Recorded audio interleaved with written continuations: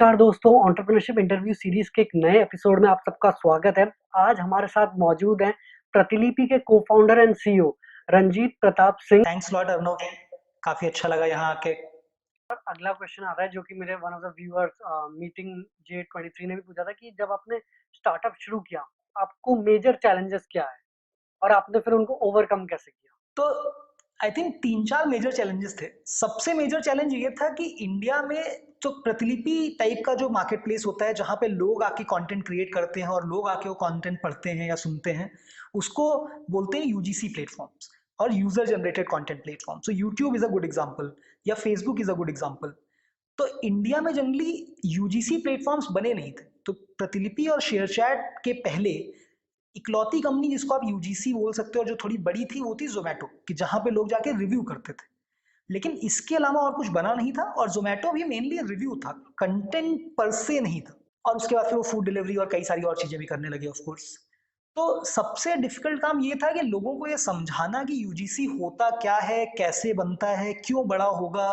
तो जिन लोगों ने फेसबुक देखा है मतलब बड़े होते हुए, या यूट्यूब बड़े होते हुए देखा है, उनको समझ में आता है। लेकिन बाकी लोगों को ये समझाना, और वो चाहे यूजर्स हो, चाहे वो टीममेट्स हो जिनको आप हायर करने की कोशिश कर रहे हैं, चाहे वो इन्वेस्टर्स हो जिनसे आप पैसे लेने की कोशिश कर रहे हैं, किसी को भी ये समझाना कि यूजीसी होता क्या है, कैसे चलता है, कैसे आप स्केल पे पहुंचते हैं, ये बहुत ज़्यादा डिफिकल्ट था। तो मेरे ख्याल से number 1 challenge was this. Number 2 probably was जो आप हम पहले बात कर रहे थे, कि आप चिकन एक प्रॉब्लम को कैसे सॉल्व करें। और ये ऐसा नहीं होता कि एक बार आपने कर दिया तो ये लगा कि हाँ हो गया। इट्स मोर लाइक कि ये 2-3 साल का प्रोसेस होगा, जहां पे आप पहले 100 राइटर्स कैसे लाएं, फिर 1000 राइटर्स कैसे लाएं, फिर 10,000 राइटर्स कैसे लाएं, फिर 1 लाख राइटर्स कैसे लाएं। तो ये चिकन एक प्रॉब्लम हर एक स्टेज के लिए सॉल्व करना, फिर हर एक नई लैंग्वेज के लिए सॉल्व करना, फिर हर एक नए फॉर्मेट के लिए सॉल्व करना, तो ये लगातार करते रहना is probably the second challenge. And third challenge was always की, क्योंकि मैंने पहले 2 साल नौकरी की थी, ऐसा तो था नहीं कि मुझे 20 साल का एक्सपीरियंस है। तो कैसे आप एक टीम बनाएं, कैसे आप टीम को लीड करें, कैसे कंपनी में ऐसा कल्चर रखें जहां पे आपसे बहुत ज़्यादा अच्छे और बहुत ज़्यादा एक्सपीरियंस लोग भी आके काम भी करना चाहेंगे और साथ में अपने बेस्ट एफर्ट्स भी देना चाहेंगे। तो ये तीसरा पार्ट बेसिकली हायरिंग और टीम को मोटिवेट करना, टीम से सीखना, टीम को सिखाना, और साथ में एक ग्रुप की तरह पे काम करना, ये प्रोबेबली तीसरा सबसे बड़ा चैलेंज था। सर जो तीसरा जो स्पेसिफिक चैलेंज था, उसको आपने कैसे सॉल्व किया? क्योंकि जैसे हमारे जो व्यूअर्स हैं वो भी अपना स्टार्टअप शुरू करना चाहते हैं। उनका वो होता है कि हम तो बहुत मोटिवेटेड है अपने आइडिया पे, हमको लगता है ये काफ़ी इम्पैक्टफुल हो सकता है, पर हम एक अच्छी टीम नहीं बना पा रहे हैं, या अगर टीम बना पा रहे हैं तो उनको सही से मोटिवेट नहीं कर पा रहे हैं।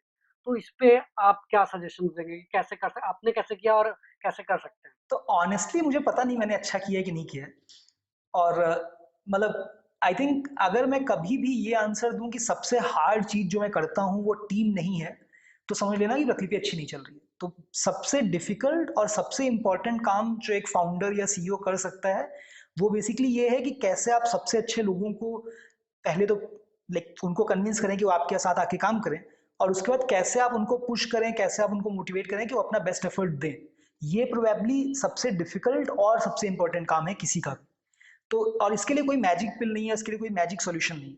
बेसिकली ये है कि आपको अपने आप को उनके पैरों में रख के सोचना होगा कि क्या ऐसी चीजें हैं जो इसको मोटिवेट करती हैं, क्या ऐसी चीजें हैं जो ये बंदा या बंदी अपनी लाइफ में करना चाहता है।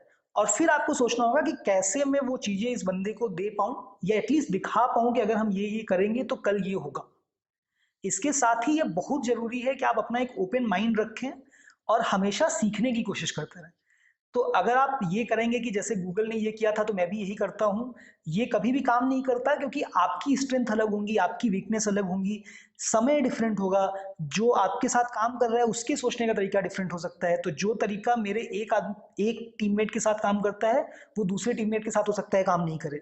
तो हमेशा एक ओपन माइंड रखना और लोग अपने आप को लोगों के शूज में रख के देखना और सोचना कि मैं बेस्ट तरीके से क्या कर सकता हूँ और कैसे मैं हर अगले दिन पिछले दिन से अच्छा हो सकता हूँ। आई थिंक ये सबसे इंपॉर्टेंट चीज है। इसके अलावा आई थिंक एक और जो इंपॉर्टेंट चीज है, एटलीस्ट जब आपकी टीम में एक्चुअली अच्छे लोग आ रहे होते हैं, कि आप उनको कितनी फ्रीडम और कितनी इंडिपेंडेंस दे रहे हो।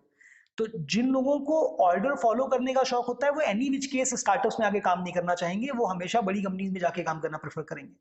जो लोग स्टार्टअप्स में आके काम करना चाहते हैं, जनरली वो खुद से थोड़े ड्रिवन होते हैं। तो इसका मतलब जनरली ये होता है कि उनको थोड़ी इंडिपेंडेंस चाहिए होती है। अगर आप ये सोचोगे कि मैं तो सीईओ हूँ, तो सब कुछ मैं ही डिसाइड करूँगा, तो अच्छे लोग आपकी कंपनी में काम नहीं करना चाहेंगे। तो आपको उन्हें थोड़ा ट्रस्ट करना पड़ेगा और थोड़ी इंडिपेंडेंस देनी पड़ेगी। तो ये कुछ-कुछ चीज़ें हैं, बट जैसे मैं पहले बोल रहा था कि this is the hardest and the most important thing जो मैं करता हूँ।